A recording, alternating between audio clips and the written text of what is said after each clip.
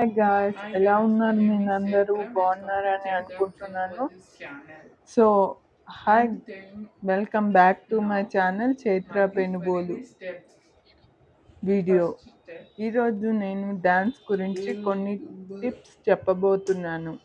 First tip వచ్చేసి, మీరు dance వేసేటప్పుడు మీకు ఓన్ స్టెప్స్ వచ్చేలా వేయడానికి ట్రై చేయండి.